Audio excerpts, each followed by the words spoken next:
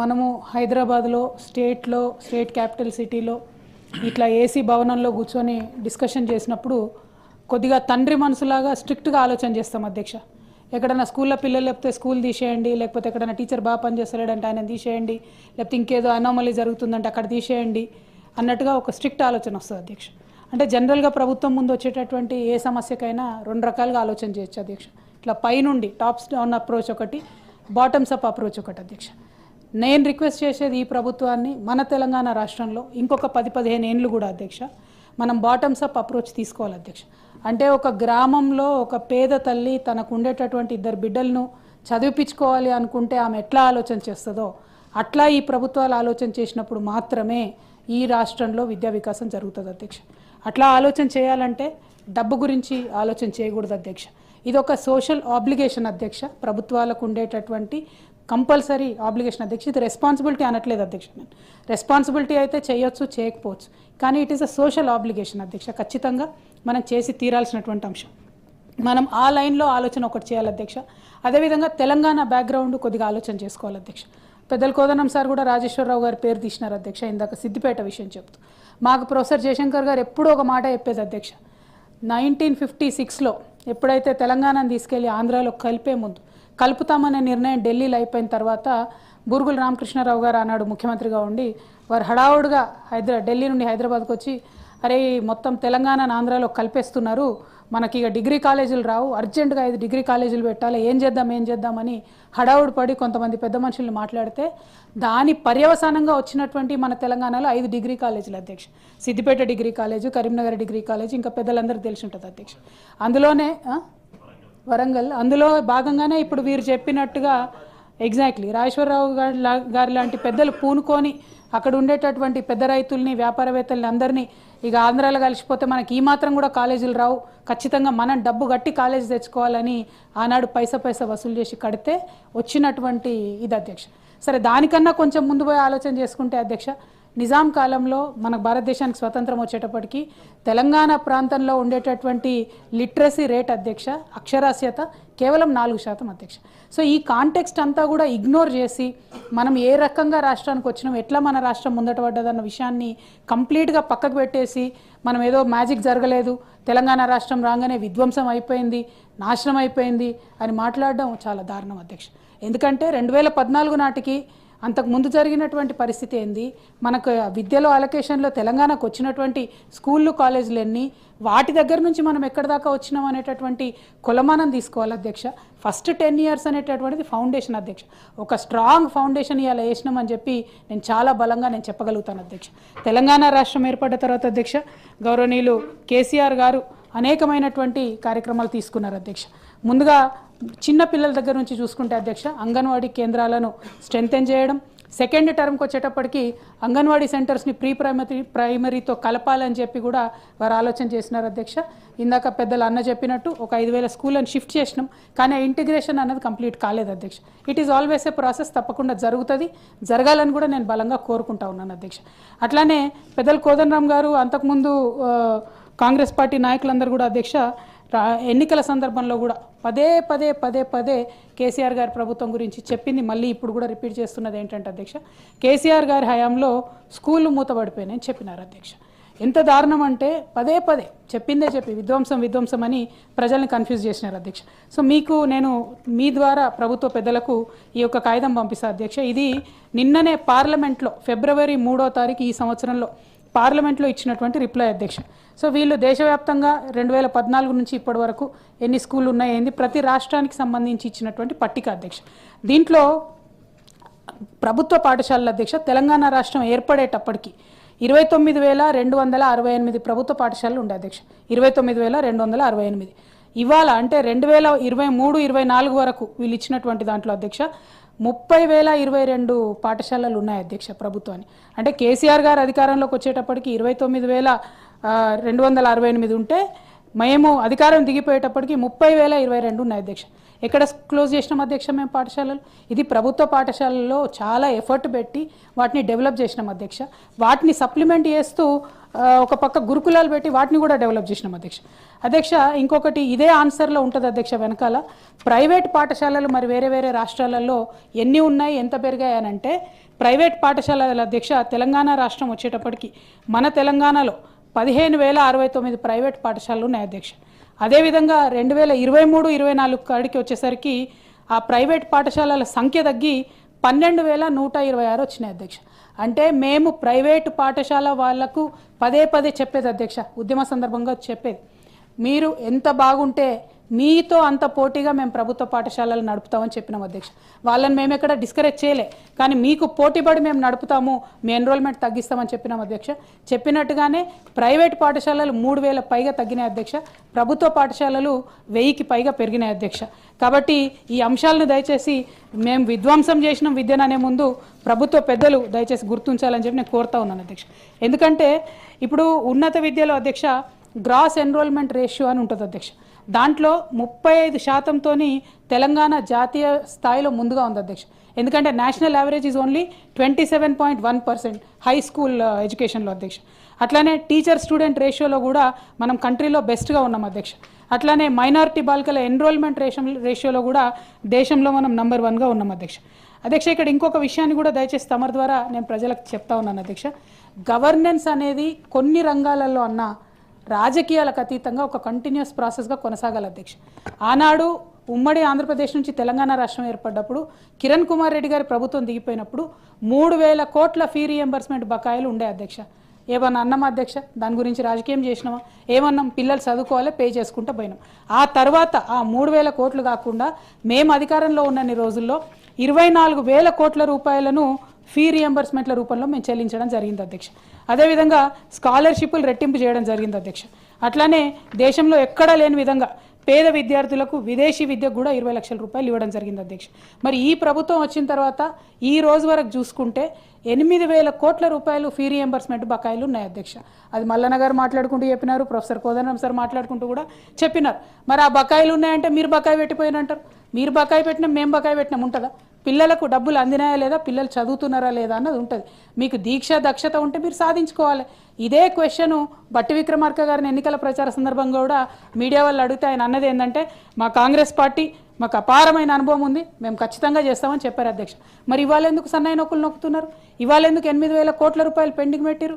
1,53,000 కోట్లు తీసుకొస్తారు, పెద్ద పెద్ద కాంట్రాక్టర్లకు 30,000 కోట్లు కడతారు, పిల్లలకు కట్టడానికి మీకు మనసు ఎందుకు వస్తలేదని నేను సూటిగా ప్రభుత్వాన్ని ప్రశ్నిస్తూ ఉన్నాను అధ్యక్ష. అదేవిధంగా అధ్యక్ష మనం చూసుకున్నట్టయితే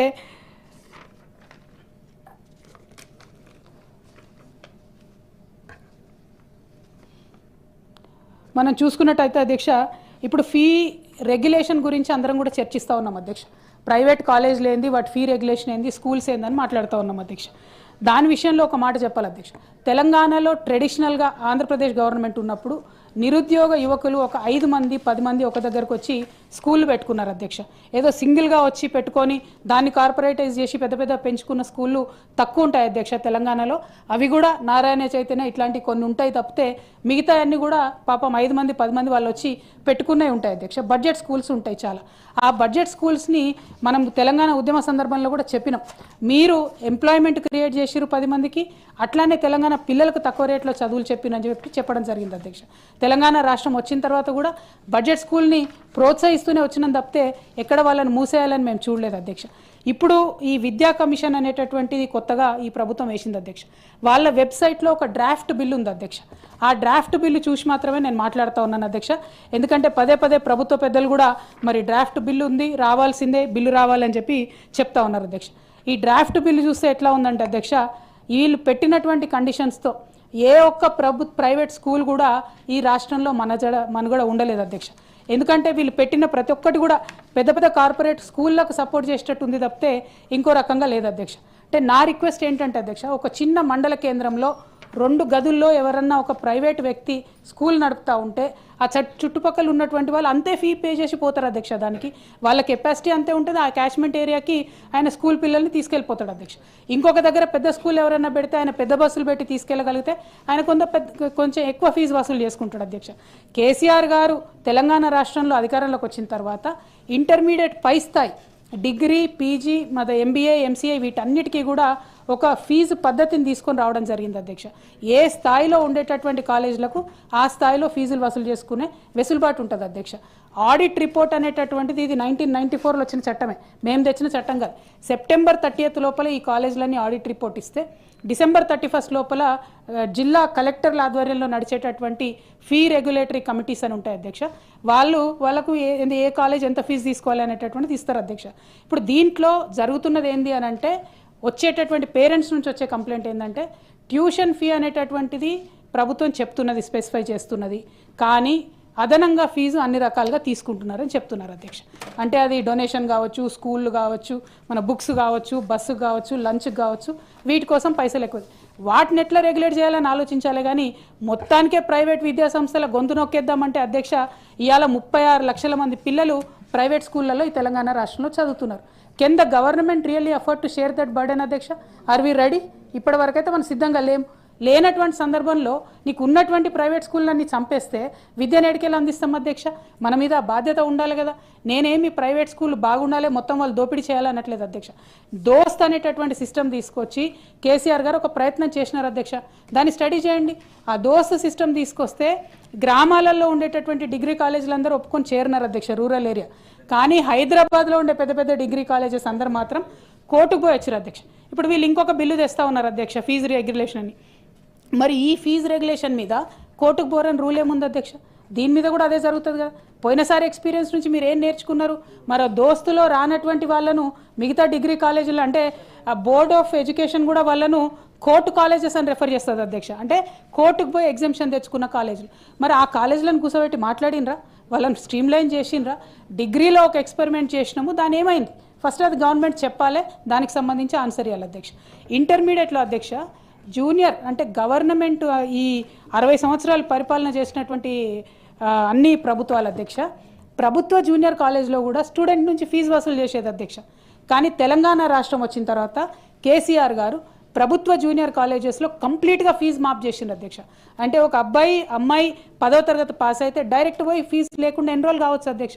అట్లా చేస్తే ఇమీడియట్ రిజల్ట్ అధ్యక్ష 1,00,000 మంది ఎక్కువ ఎన్రోల్మెంట్ ప్రభుత్వ జూనియర్ కాలేజీలలో వచ్చింది అధ్యక్ష. ఈ అన్ని అంశాలను పక్కకు పెట్టేసి మీరు మొత్తం విద్యను విధ్వంసం చేసిండ్రు, నాశనం చేసిర్రు అని మాట్లాడేటటువంటి మాటల్ని నేను తీవ్రంగా ఖండిస్తూ ఉన్నాను అధ్యక్ష.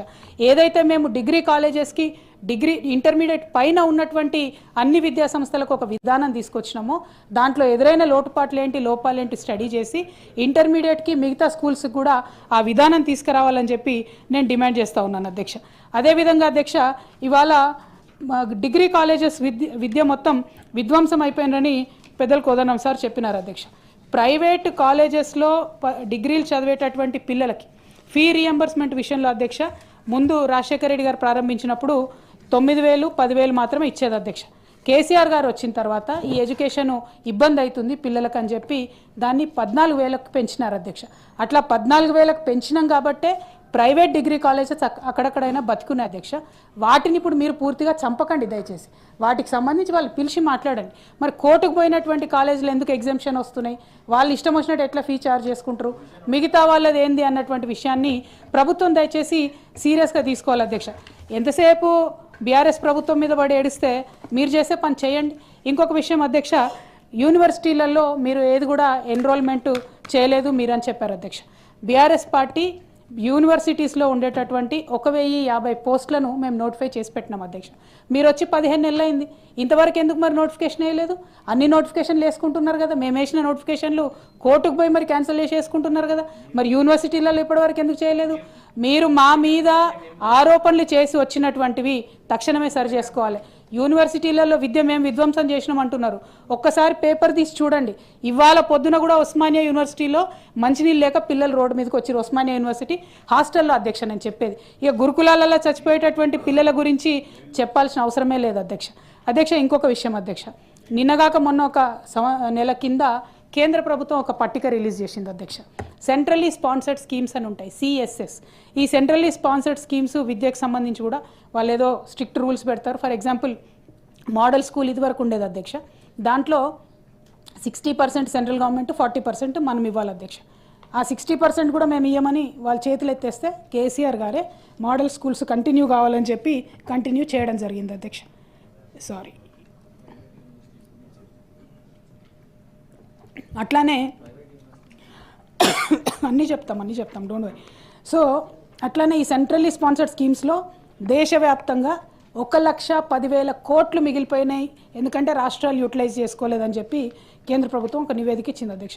ఈ రాష్ట్ర ప్రభుత్వాన్ని నేను డిమాండ్ చేస్తూ ఉన్నాను అధ్యక్ష, ఈ 15 నెలల్లో కేంద్రం ఇచ్చినటువంటి నిధులు విద్యారంగంలో మీరు ఎన్ని వినియోగించుకున్నారు, ఎన్ని వాపసు పంపించినారు? ఎందుకంటే మాకు తెలుస్తూ ఉన్నది ఒక ఫిగర్ అధ్యక్ష, బట్ నిర్దిష్టమైనటువంటి సమాచారం ప్రభుత్వం ఇవ్వాలని చెప్పి నేను కోరుతా ఉన్నాను అధ్యక్ష.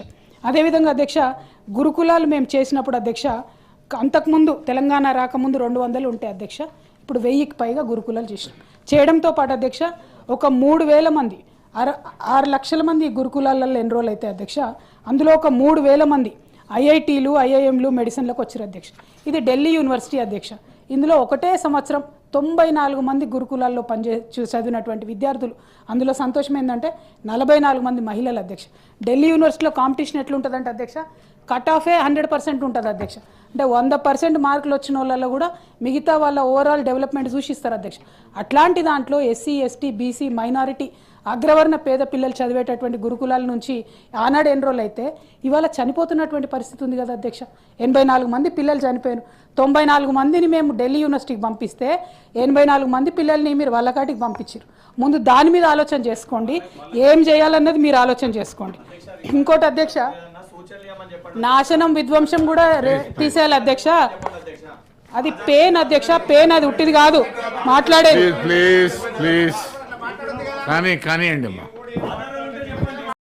ఎస్సీ ఐఎస్సి ఐబీ చదువుతున్నారో వాళ్ళ పిల్లలు ఎవరైతే ఫండమెంటలీ నాన్ తెలుగు రెసిడెంట్స్ ఇక్కడ సెటిల్ అయినటువంటి వాళ్ళు రిక్వెస్ట్ చేస్తూ ఉన్నారు అధ్యక్ష, దీన్ని 3rd లాంగ్వేజ్ మార్చండి అని. కానీ నా రిక్వెస్ట్ ఏంటంటే అధ్యక్ష, ఇది 2nd లాంగ్వేజ్గానే ఉండాలి. ప్రభుత్వం దాన్ని పుస్తకాలను అచ్చువేసి ఇమీడియట్గా ప్రభుత్వాలకు ఇవ్వాలి అధ్యక్ష, ఆ స్కూల్స్కి ఇవ్వాలి అధ్యక్ష. 3rd లాంగ్వేజ్ చేస్తే బోర్డ్ ఎగ్జామ్ ఉండదు. దాంతో ప్రైవేట్ స్కూల్స్ చాలా మటుకు ఎక్కడ కూడా టీచర్లను కూడా పెట్టేటటువంటి పరిస్థితి ఉండదు అధ్యక్ష. కాబట్టి ఎట్టి పరిస్థితులలోనూ కూడా ఈ తెలుగు 2nd లాంగ్వేజ్గా ఉన్నదాన్ని దయచేసి ఉంచండి. ఆ పాఠ్య పుస్తకాలన్నిటి కూడా విరివిగా అవైలబుల్గా ఉండేటట్టుగా చేయమని చెప్తా ఉన్నాను అధ్యక్ష. అధ్యక్ష, ఇందాక మీరు బెల్లు కొట్టినాక మళ్ళీ నాకు 30 నిమిషాలు ఇచ్చిండ్రు అధ్యక్ష. సో నాకు కనీసం ఇంకొక 5 నిమిషాలు ఇవ్వవలసిందిగా మిమ్మల్ని రిక్వెస్ట్ చేస్తా ఉన్నాను అధ్యక్ష.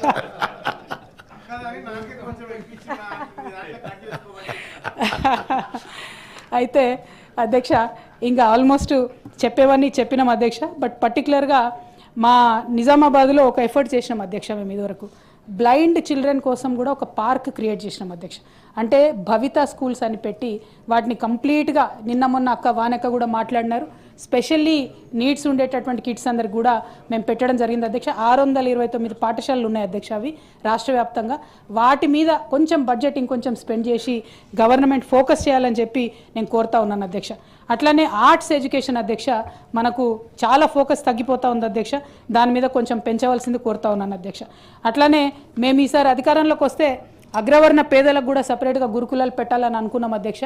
ఇంకా కూడా ఆ డిమాండ్ చాలా చోట్ల కనపడతా ఉంది. మరి ఇంటిగ్రేటెడ్ వీటిలలో అగ్రవర్ణ పేద పిల్లలకు ఖచ్చితంగా అవకాశం ఇచ్చే విధంగా ప్రభుత్వం ఆలోచన చేయవలసిందిగా నేను కోరుతా ఉన్నాను అధ్యక్ష. అధ్యక్ష, అట్లానే మన ఊరు మనబడి అధ్యక్ష, మనందరికీ ఉన్నటువంటి ప్రాబ్లం మీకు తెలుసు.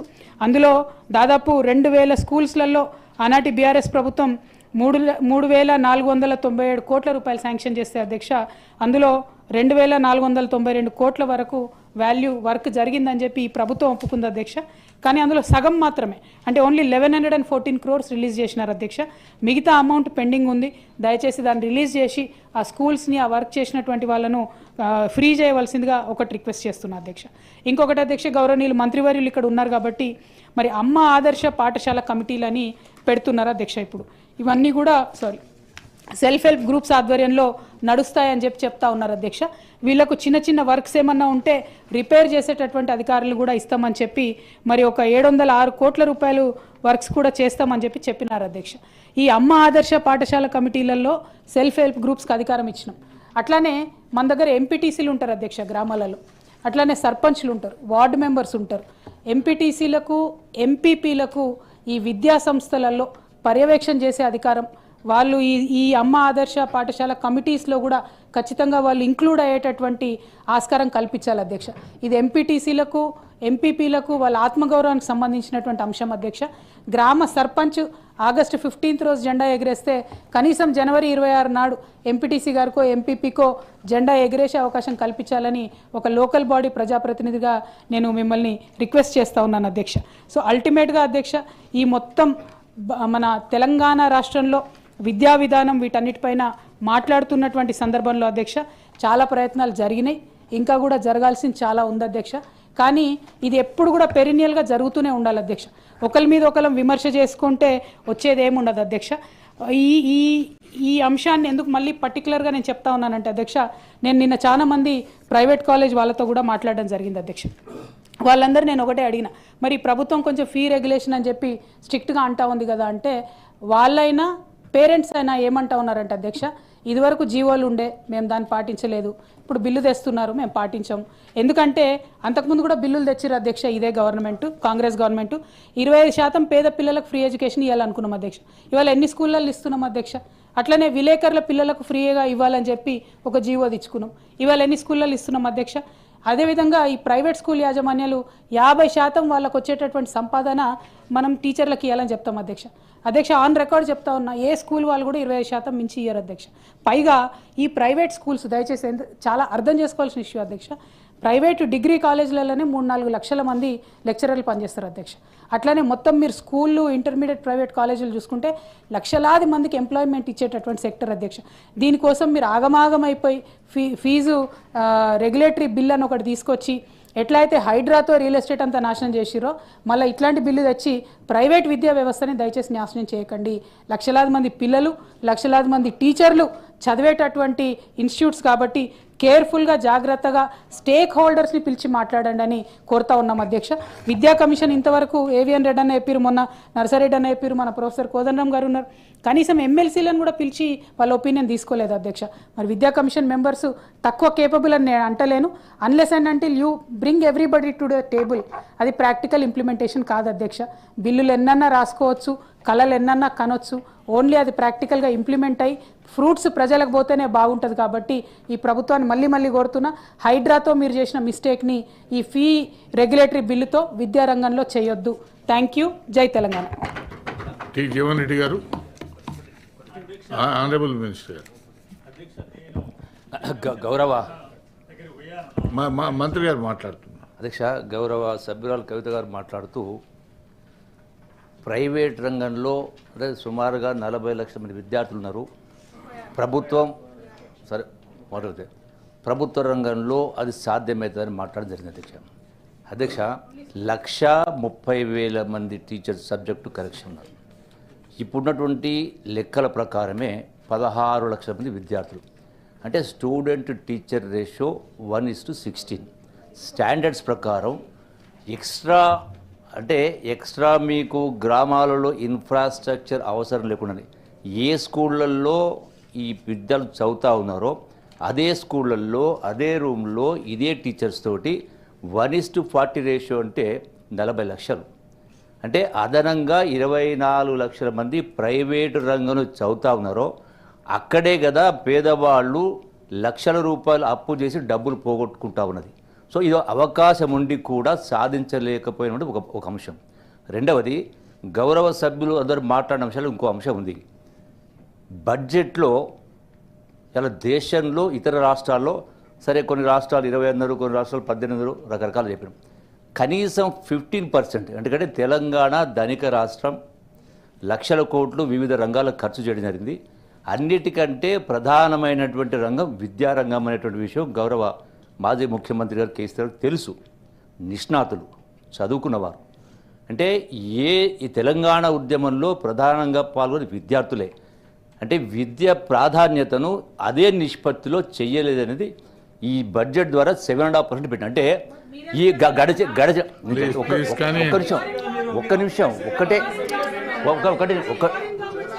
ఒకటే నిమిషం అధ్యక్ష, ఒక్క నిమిషం మాట్లాడాలి కదా అధ్యక్ష. ఇప్పుడు చెప్పిన లెక్కల ప్రకారం 7.5% అంటే 7.5% అంటే ఈ రోజు ఉన్నటువంటి ఆ లెక్క కొంత ఈ రోజు ఉన్న లెక్క ప్రకారం 3 లక్షల కోట్లు. గడిచిన 10 సంవత్సరాలు యావరేజ్లో 2 లక్షలు తీసుకున్నా కూడా 7.5% 15% అయితే అంటే సంవత్సరానికి 7.5% చొప్పున 15,000 కోట్లు, అంటే 10 సంవత్సరాలు 1,50,000 కోట్లు. అంటే అవకాశం ఉండి కూడా, నిధులు ఉండి కూడా ఇదే డబ్బులు ఖర్చు పెట్టి ఉంటే అంటే ఈ విద్యారంగంలో సమూలంగా మార్పు వచ్చే అవకాశం ఉండలేకపోయినా అట్లా ఈ కాంగ్రెస్ పార్టీ గురించి మాట్లాడు. ఇది కేవలం వచ్చి 1 సంవత్సర కాలం ఇది. అంటే ఇన్ని లక్షల కోట్ల ఆదాయం ఉండి, ఇన్ని లక్షల కోట్ల అప్పు చేసి కూడా ఎంత చెయ్యాల్సి ఉండేనో అంత చెయ్యలేరే బాధ. మాట గొప్పగా చెప్పాడు. ఒక ఉమెన్స్ కాలేజ్ పెట్టి ఎంతమందిని ఇలా మొత్తంగా 1000 గురుకుల పాఠశాల కలిపి ఉన్నది 4 లక్షలు, 60 లక్షల మంది. ఎన్ని మాట్లాడినా ఆపరేషన్ సక్సెస్ పేషెంట్ రెడీ అన్నట్టుగా ఉంది. ప్లీజ్ అమ్మా. జీవన్ రెడ్డి గారు మీకు సఫిషియెంట్ ఇచ్చినాను. ప్లీజ్ అమ్మా. మీరు ఆరోపణలు చేశారు, మళ్ళీ ఆయన ఆరోపణలు చేస్తారు.